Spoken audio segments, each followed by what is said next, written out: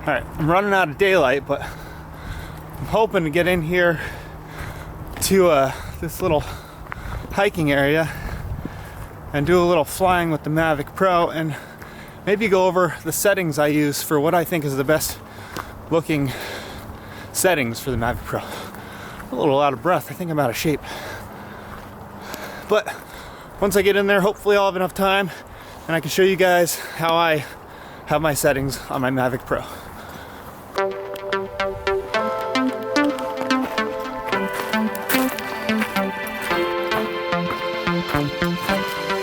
Alright, this looks like as good a spot as any. I'm going to bust out the Mavic and show you what's up. Alright, first things first, take this thing off because this thing creates a lot of glare and that's no bueno. Gimbal clamp too. Can't be using that.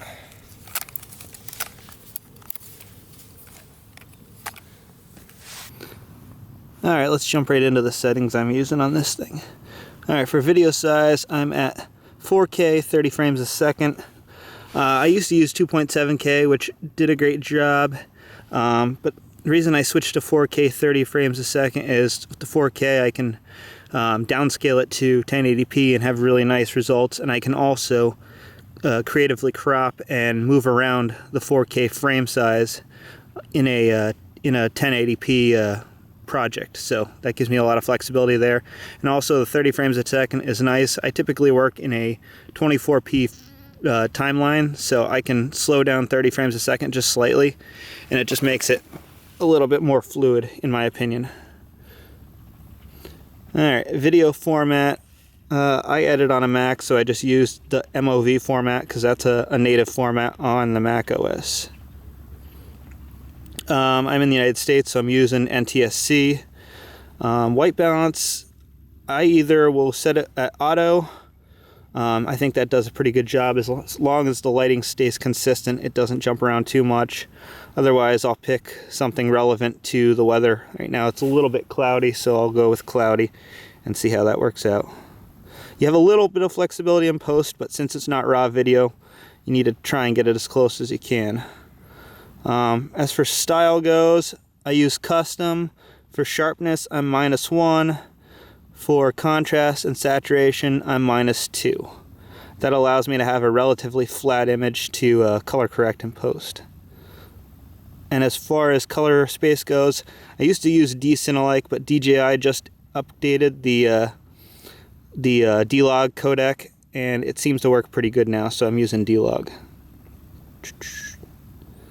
And then as far as the shooting goes, I typically shoot in manual because you can use this wheel on the back to adjust your shutter speed and ISO. I typically try to shoot as low as on the ISO as possible. I think most people who are familiar with photography know that that's a good rule of thumb, is lower the ISO, the less the noise. And if I'm in a hurry and I'm trying to run and gun, I'll shoot auto. It does a pretty decent job. Alright, and that's it. Time to get it airborne.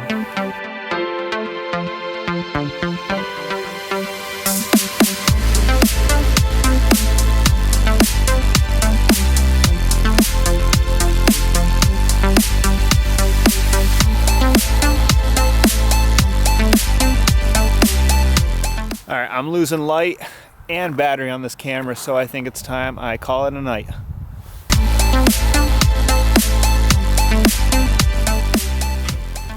Hey guys, thanks for watching. I hope you enjoyed this video. If you did, consider subscribing, give me a thumbs up, or check out my Instagram page. Hope you guys have a great day.